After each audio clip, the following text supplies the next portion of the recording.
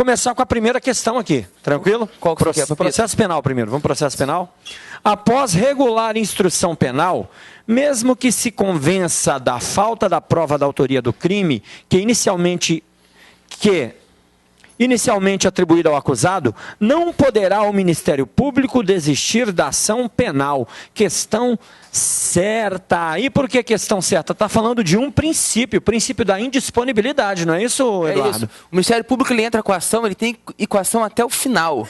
Eu posso denunciar a pessoa e no final... tomar qual conclusão? Essa pessoa é inocente. Se ela é inocente, eu pego o processo. Existe não. Eu sigo até o final, em sede de alegação final, eu peço a absolvição dessa pessoa. Detalhe importante, hein? Aqui está dizendo bem claro, ó, não desistirá da ação, ou seja, já foi iniciada a ação. É diferente que se... antes do processo, você não tiver a sua opinião delicti formada. Aí, ele não é obrigado a entrar com a ação. Claro que não. Porém, uma vez iniciada, deve ir até o fim. Mesmo que seja para pedir absolvição. Porque ir até o fim da ação não quer dizer pedir efetivamente a condenação. Claro que não. Pode ser para pedir absolvição, não é isso? Perfeito. Por isso que é promotor de justiça, né? Ó, puxando a sardinha pro meu lado. Tamo junto. Vamos lá, continuando. Vamos na segunda, Marcelão. O Ministério Público pode oferecer a denúncia, ainda que não disponha de inquérito relatado pela autoridade policial.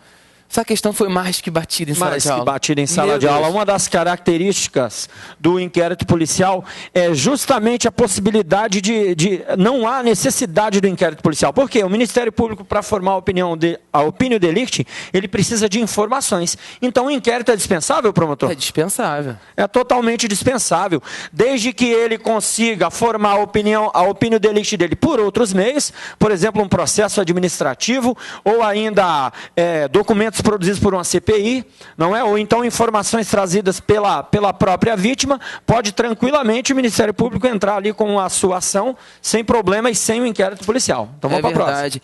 E o pessoal ainda fala assim, nossa, como aquele professor é chato, tudo ele fala que foi dado em sala de aula. Mas, Marcelo, é verdade. Fazer o quê, né? Você tá bravo? Vem morar em Cascavel com a gente. É isso aí, vem pra cá estudar com Alfa que você vai passar a operacional. Vamos lá.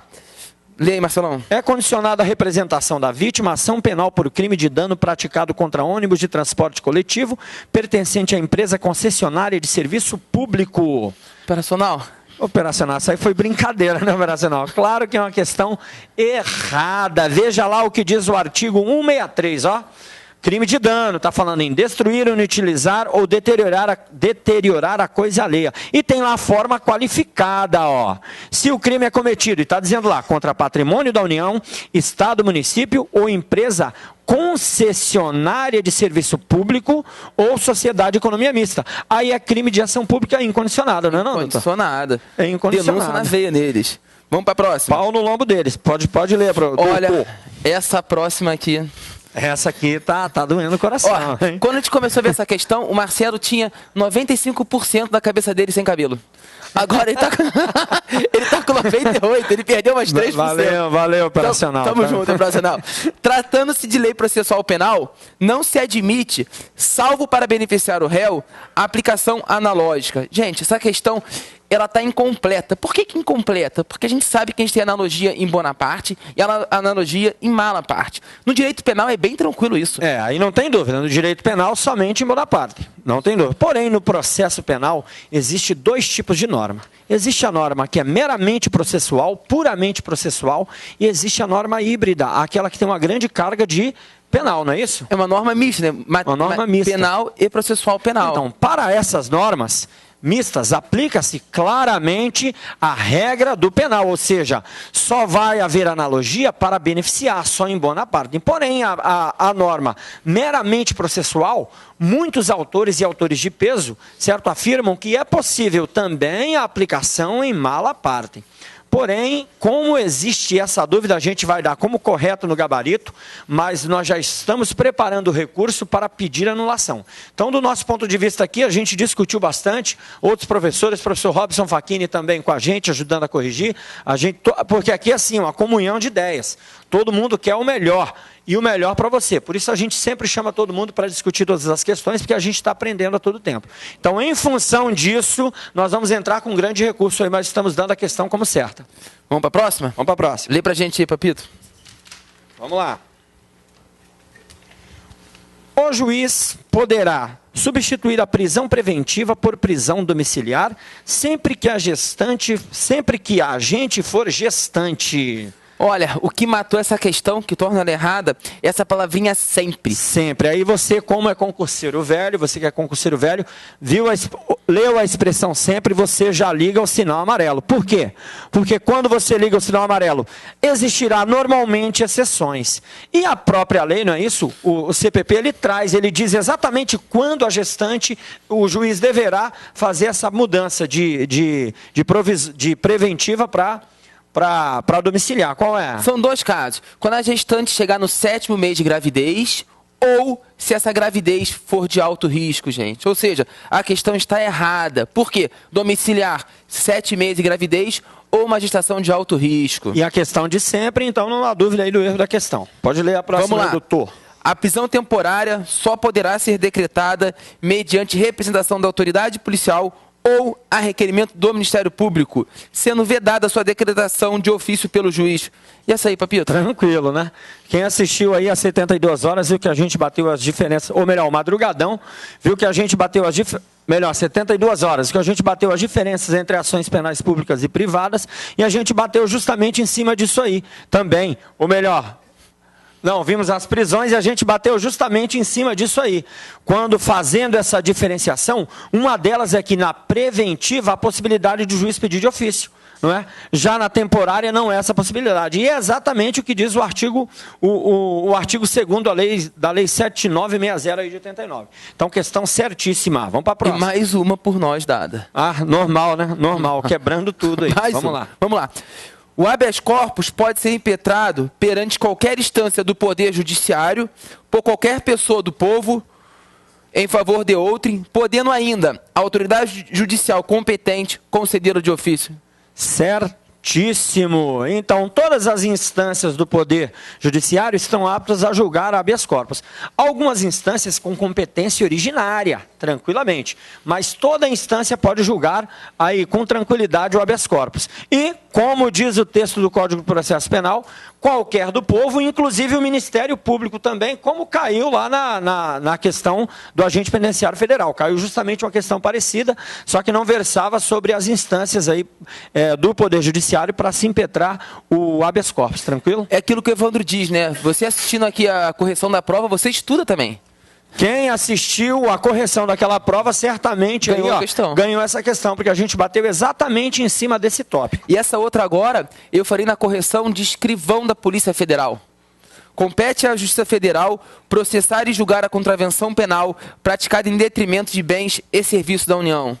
Errado. Toda a contravenção vai ser onde, doutor? Na estadual. Na estadual. Foi Temos questão lá de escrivão.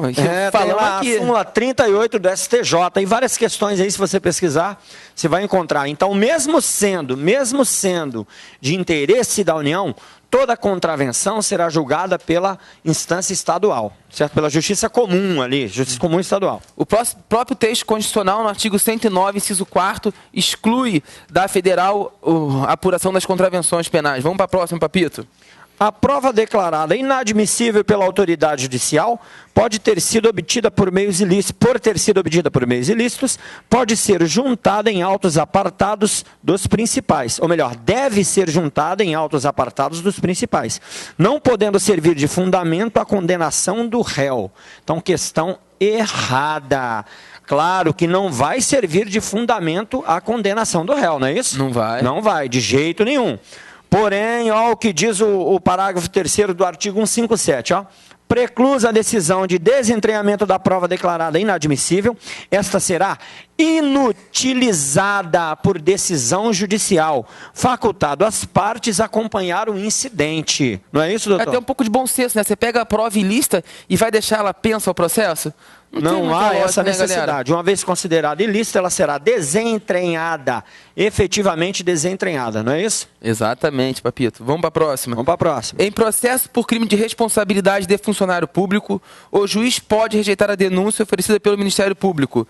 Caso se convença, após a análise dos documentos apresentados pelo acusado em resposta à denúncia, da inexistência do crime apurado. Gente, Certíssima, letra de lei. Essa aí é muito mais que batida em todas as aulas. Então lá, ó, o juiz rejeitará a queixa ou denúncia em despacho fundamentado, se convencido pela resposta do acusado ou do seu defensor, da inexistência do crime ou da improcedência da ação.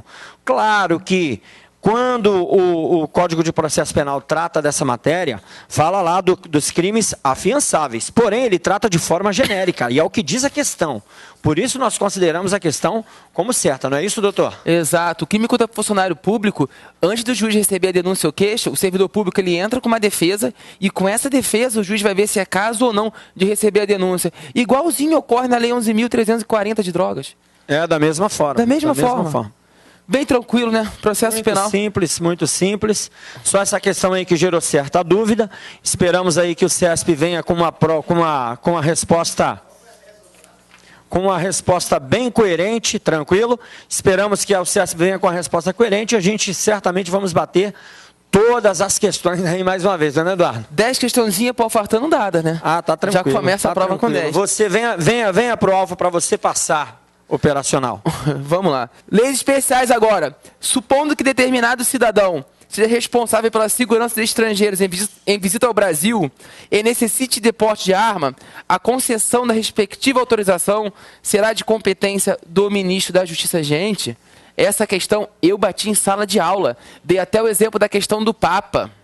Que se o Papa vindo aqui, os seguranças papais necessitassem de segurança, seria o ministro da Justiça que daria. Ah, professor, mas você pega lá o artigo 9º do Estatuto do Desarmamento, ele fala Ministério da Justiça. E a questão fala Ministro da Justiça. Olha, só se o CESP for muito pretensioso para dar essa questão como errada.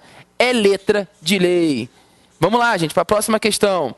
Considere que um PRF aborde o condutor de um veículo por extrafegar acima da velocidade permitida em rodovia federal. Nessa situação, se demorar em autuar o condutor, o policial poderá responder por abuso de autoridade? Ainda que culposamente, gente.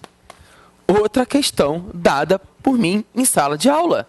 Abuso de autoridade somente tem a título de dolo, tem que ter uma ação dolosa do camarada para que ele possa incorrer em abuso de autoridade, gente. Ou seja, questãozinha errada, mais uma questão dada por nós.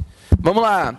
Caso uma pessoa injete seu próprio organismo substância entorpecente e, em seguida, seja encontrada por policiais, ainda que os agentes não encontrem substância entorpecente em poder dessa pessoa, ela estará sujeita às penas de advertência, prestação de serviço à comunidade ou medida educativa de comparecimento a programa ou curso educativo. Gente, a questão está errada. Você pegar lá o artigo 28 da Lei de Droga, essas medidas aqui que a questão fala que a pessoa poderá sofrer, são as penas previstas do tipo do artigo 28, do uso de droga. Não temos mais uma pena privativa de liberdade para o usuário de droga. Contudo, para que se configure o crime do artigo 28, que é o uso de substância entorpecente, é necessário que você tenha uma prova da materialidade da infração penal. Se o cara injetou tudo nele, como é que eu vou saber que ele injetou droga ou injetou água no corpo dele? Não tem como saber. Por isso que não tem crime se não tiver um pouquinho da substância para fazer o laudo de constatação de substância entorpecente. Questão errada. Vamos lá. Considere que determinado cidadão esteja usando publicamente o uniforme da PRF, função pública que ele não exerce. Nessa situação, para que esse cidadão responda por contravenção penal, é necessário que sua conduta cause efetivo prejuízo para o Estado ou para outra pessoa. Gente, questão errada. Nessa questão daqui, você pode ir lá no artigo 45 do Decreto-Lei 3.688 de 1941. Não exige que cause prejuízo ou não. É só a pessoa estar usando o uniforme. Ah, professor, e o artigo 307 do Código Penal? Gente, esse sim é necessário que a pessoa obtenha alguma vantagem ilícita. Por isso que eu dei essa questão como errada. Ele vai responder sim por contravenção penal, ainda que essa conduta dele não tenha causado nenhum prejuízo ao erário, ao Estado ou a outra pessoa. Questão errada. Vamos para outra. Constitui crime o fato de determinado clube social recusar a admissão de um cidadão em razão de preconceito de raça, salvo se o respectivo estatuto atribuir à diretoria a faculdade de recusar a proposta de admissão, sem declinação de motivo. Gente, você pensa assim, se você permite que o estatuto preveja uma conduta que vai violar a lei, não está errado esse estatuto? Claro que está. O estatuto não pode ir contra a norma legal. Se você permite isso, se você vai aceitar que de via transversa, você burla a lei. Gabarito errado. Crime de racismo, Lei 7.716 de 85. Olha, por os todos até me desconcentro, tanto que me assusto. Vamos para outra. Constitui crime o fato de determinado clube social recusar a admissão de um cidadão em razão de preconceito. Acabei de falar essa questão. A questão está errada. Não poderia o estatuto do clube violar a norma penal em vigor. Tranquilo? Vamos para a próxima, gente. Durante o inquérito policial, é necessária autorização judicial para que um agente policial se infiltre em organização criminosa com fins investigativos. Gente, de novo, ai professor, você é insuportável. Você fala que deu em sala de aula. Falo sim, daí eu dei mesmo. Olha o gordinho me zoando ali. Vamos lá, gente. Letra de lei, questão correta. Artigo 2º, inciso 5º da Lei 9.034 do ano de 95. É necessária a autorização do juiz para que a gente infiltre uma pessoa dentro de uma organização criminosa. Bem tranquila. Vamos para a próxima. Os atos processuais dos juizados especiais criminais poderão ser realizados nos finais de semana, à exceção dos domingos e feriados. Gente, questão errada. Você pega lá o artigo 64, ele fala o que pra gente? Os atos serão públicos e poderão realizar-se em horário noturno e em qualquer dia da semana, conforme dispuserem as normas de organização judiciária. Não limitou, não falou que domingo não pode, não falou que feriado não pode, ou seja, pelo texto da lei, que é o que a múltipla escolha deve cobrar, a questão está errada. Poderia sim ser feito um ato no domingo e no feriado. Vamos para a próxima. Se alguém deixar de prestar assistência a idoso, quando for possível fazê-lo sem risco pessoal, em situação de iminente perigo, cometerá em tese crime de menor potencial ofensivo. Gente, nessa questão aqui, deve se ater a qual palavrinha? Em tese. Em tese por quê? O que é uma infração de menor potencial ofensivo? Quem estava na aula acertou. É aquele crime cuja pena máxima não ultrapasse 2 anos. E esse crime de você não prestar auxílio ao idoso, quando você pode fazer, onde é que está previsto, professor? Estatuto do Idoso, artigo 97. O que esse artigo diz pra gente? Deixar de prestar assistência ao idoso, quando possível fazê-lo, sem risco pessoal, em situação de iminente perigo, ou recusar, retardar ou dificultar sua assistência à saúde sem justa causa, ou não pedir, nesses casos, o socorro de autoridade pública. O que diz pra gente aqui? Qual é a pena do caput desse crime? De 6 a 1 ano. E no parágrafo único, não, até aqui no caput está tranquilo. Deixou de prestar assistência, o idoso não sofreu nenhuma lesão. Tranquilo. E o parágrafo único fala o quê? Aumenta a pena da metade se da omissão resultar lesão corporal de natureza grave. Perfeito. Aumentou da metade. Fica aqui 9 e aqui 1 ano e 6 meses. Tranquilo, gente? Até aqui é infração de menor potencial ofensivo. E se resultar morte, a pena vai ser triplicada. Aqui vai passar a ser o quê? 1 ano e 6 meses e 3 anos. Aqui vai ser infração de menor potencial ofensivo? Não, meus amigos, porque a pena máxima é superior a 2 anos. Por isso que quando a questão fala em tese, ela se mantém correta. Tranquilo? Vamos para a próxima. Responderá por crime contra a flora o indivíduo que cortar árvore em floresta considerada de preservação permanente, independentemente de ter permissão para cortá-la, e caso a tenha, quem lhe concedeu a permissão também estará sujeito às penalidades do respectivo crime. Rapaziada, questão errada, bom senso. Será que você nunca vai poder cortar uma árvore numa floresta de conservação permanente? Vai. Pensa em ter que construir um... Ih, operacional chegando. Tamo junto. Você tem que construir uma estrada e você tem que derrubar uma árvore. Você vai ter autorização para cortar essa árvore. Tranquilo, gente? Vamos lá. Questão errada. Vamos para a próxima que está acabando. Considerando que, inconformado com o término do namoro de mais de 20 anos, José tem agredido sua ex-namorada Maria, com quem não coabitava, ele estará sujeito à aplicação da Lei de Combate à Violência Doméstica e Familiar contra a Mulher, conhecida como Lei Maria da Penha. Gente, a questão está correta. Supremo Tribunal Federal, Superior Tribunal de Justiça, pacificaram os entendimentos o quê? Que para configurar a Maria da Penha não é necessária coabitação. Vamos para outra. O crime de tráfico de pessoas poderá ser caracterizado ainda que haja consentimento da vítima. Correta. Letra de lei, onde é que está isso? Está dentro do decreto 5.948, de 2006, lá dentro do artigo 2º, parágrafo 7º, o qual dispõe que o consentimento dado pela vítima é irrelevante para a configuração do tráfico de pessoas. Gente, falta só mais uma questão. Vamos para a última. Para que um cidadão seja processado e julgado por crime de tortura, é prescindível que esse crime deixe vestígio de ordem física. Prescindível, não é necessário que deixe. A questão está correta. Se é tortura física, se é tortura mental, questão correta, letra de lei, gente. Agora eu encerrei, vai entrar aqui meu amado Lustosa, a gente brinca, mas a gente é amigo. Aí, pessoal, ó, prova de física, assim como a prova de matemática, o professor Arruda já corrigiu brilhantemente aí para vocês, estava difícil. Não vamos negar que estava difícil. Em contrapartida, você teve todas as aulas, todo o material, a sua prova estava toda na sua apostila.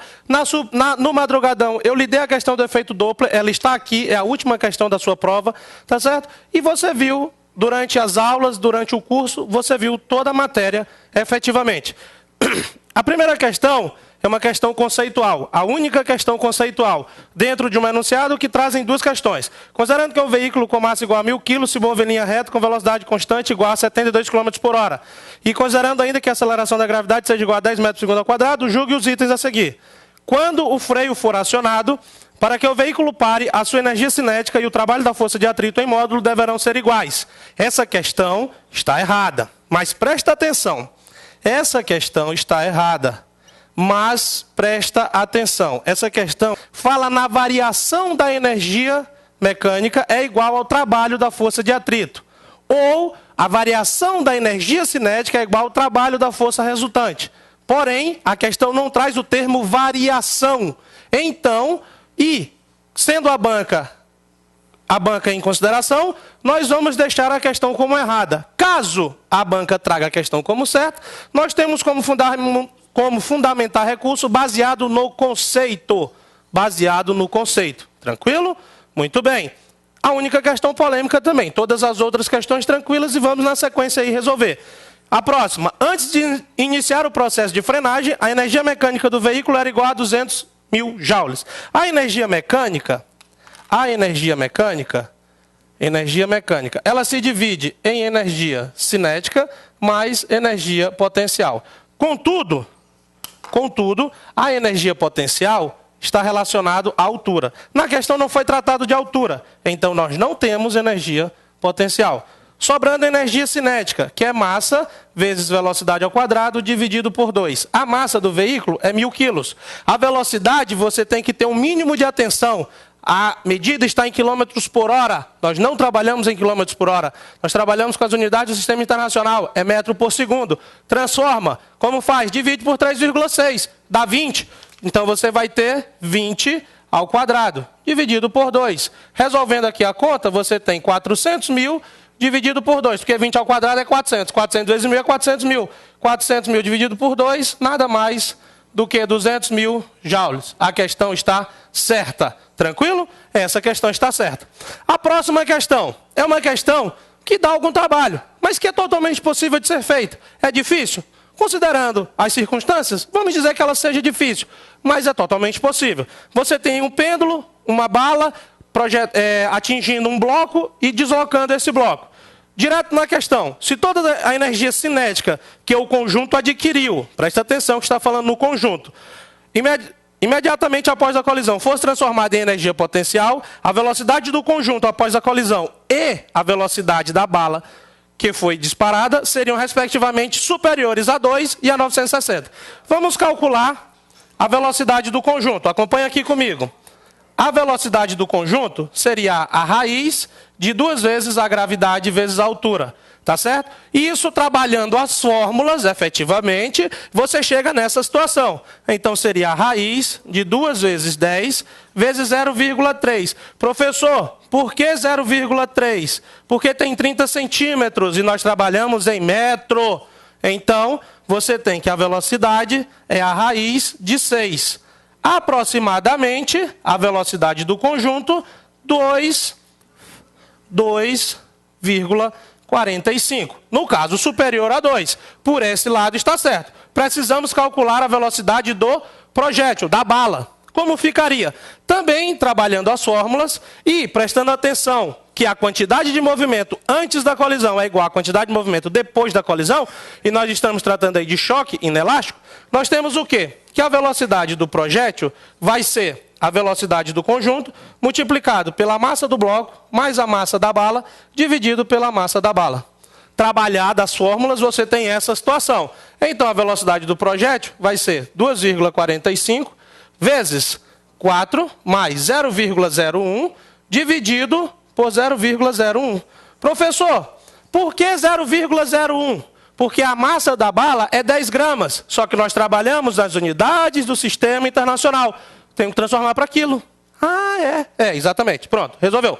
A velocidade do projétil vai ser 2,45 vezes 401. O que vai dar, na minha multiplicação, e eu vou fazer aqui só copiar, vai dar 982,45 metros por segundo. A questão fala em superior a 960. Está certo também. Então, essa questão está certa, efetivamente certa. Dá trabalho? Dá, mas é possível. A próxima. Essa próxima questão você pode bater no peito e dizer, ela é difícil. Se você acertar, você é bom, tá certo? Se você acertar, você é bom. Traz movimento harmônico, é uma questão chata, é um probleminha, e você vai resolver agora vendo como a gente trabalha. Tranquilo? Você tem a função horária... Lustosa. Pois não. Você tá de sacanagem. Ô, Câmara, você consegue botar na questão que ele acabou de resolver lá? Você não tem vergonha na cara não, Lustosa? O que você quer que eu faça? Você fala assim, eu ajeito agora. Essa questão, meu povo do Brasil, é perfeitamente possível de resolver. Eu vou tomar no seu cu, Lustosa. Eu tô aqui apavorado, o professor de português tá tendo um troço, o de direito tá rindo. O Eduardo falou, não passa em promotor se cair isso aí não. Eu não passo não, cara. Não, eu disse que era difícil, mas é também possível. É possível, tem você, tem tá no o nosso Arruda, material, tem a Fernanda. Tá no nosso material, tranquilinha lá, ó. Materialzinho garantido. Pegou nossa apostilinha lá, ó. Fez a Brasil, questão não tá tranquilo ou não? Se você tomou ferro e perdeu, fica tranquilo que todo mundo perdeu isso aí, tá? Com certeza. E o pior é essa próxima que vem, as duas próximas que vem aqui, ó. Você tem uma equação do movimento harmônico. Você tem x, função do tempo, vai ser 6 vezes o cosseno, aí ó, começou a complicar, de 3π vezes o tempo mais π sobre 3. Tipo assim, movimento harmônico, eu não sei o que é isso, né? Não, você sabe, tá certo? Está relacionado ao movimento das ondas. Mas tudo bem. Vamos ao que interessa. A questão, uma delas fala assim, a força resultante que atua no corpo é expressa por força igual menos 3π elevado ao quadrado vezes xt. O que acontece? Força. O que é força? Você sabe. Força resultante, massa vezes aceleração. A massa é 1 kg. A aceleração no movimento harmônico, o que é? É menos a pulsação elevada ao quadrado vezes x. Só que observe, x é essa função aqui. Tá certo? E ele já deixou expressa em função do x. Ele disse que era x vezes x, função do tempo. Beleza, essa pulsação, qual é essa pulsação? Se você olhar a fórmula do movimento harmônico, você vai ver, a pulsação é esse valor, 3π. Então, a força resultante, pasmem, 1 vezes qualquer coisa é a mesma coisa, menos 3π ao quadrado vezes xt. Quer dizer, a questão está certa. Agora você tinha que ter muita observação, você tinha que lembrar de muita fórmula. Dá trabalho? Dá. É difícil? É. Se você fizer, você está de parabéns, tá? Essa questão aqui é para você perder, tá? Porque realmente é chata. Tranquilo? Essa é a resposta, a questão está certa. A próxima fala do período, não é isso? O período do movimento é igual a 0,5 segundos. Observe, a pulsação, ela é 2π dividido pelo período. Eu já sei quanto é a pulsação, é 3π. Está aqui a pulsação, de acordo com a função do movimento harmônico. Tá? Nossa apostilinha tem lá tudo bonitinho, tudo explicadinho. Você vai ver tranquilamente. Agora você vai dar valor ao seu material. Por que eu não li a apostila de física? Exatamente. Trabalhando a fração, rapidamente aqui, você vai ver. Coloca 1, meios por extremo, o período é 2π dividido por 3π. Π vai embora com π, sobrou que o período é 2/3 de segundos, tá certo? Só que 2/3 é 0,66666 reticências. Quer dizer, é mais do que 0,5, é 0,6. Então a questão está errada. Olha lá, a questão é errada. Tranquilo? A última questão, Eu falei, você que ficou até 2h30 da manhã, me aguardando na segunda-feira, você viu, a questão estava lá, efeito Doppler. Eu falei que ia cair, e caiu. Tranquilo? Efeito Doppler. A frequência que ele vai ouvir é igual à frequência da fonte, vezes a velocidade do som, mais a velocidade do observador, dividido pela velocidade do som, mais a velocidade da fonte. Só que a fonte está parada, é a ambulância, então eu não tenho essa velocidade da fonte. Muito bem. A frequência que ele vai escutar são os 1000 da frequência da fonte, mais a velocidade do som, que é 340, mais a velocidade do observador, que é o policial que está se deslocando a 90 km por hora, que você tem que lembrar que tem que transformar em metro por segundo, dá 25, dividido pelos 340. Que beleza. A frequência que ele vai escutar será de 1000 vezes 365 dividido por 340. Tá, resolvendo a conta para a gente encerrar. Vai ser 1000 vezes. Quanto é 300 e... Deixa eu pegar aqui minha resolução. 365 dividido por 340. 1,0735. 1,0735. Tá. Trabalhando a ideia aqui, multiplicando o valor, 1073,5 Hz. Tá. A questão falou em quê? Será superior a 1025 Hz. A questão está certa. Essa aqui você não erra não, tá? Por quê? Porque eu lhe falei. Se você me esperou até 2h30, você viu a questão. Eu dei. Tranquilo? E acabou. Por incrível que pareça, acabou. Tá certo? Era só isso. Não, não era só isso não, né? Se eu falar que era só isso, o pessoal vai ficar louco. Tranquilo? Tava fácil? Não, não estava fácil. Tava difícil. Mas era possível. Era possível.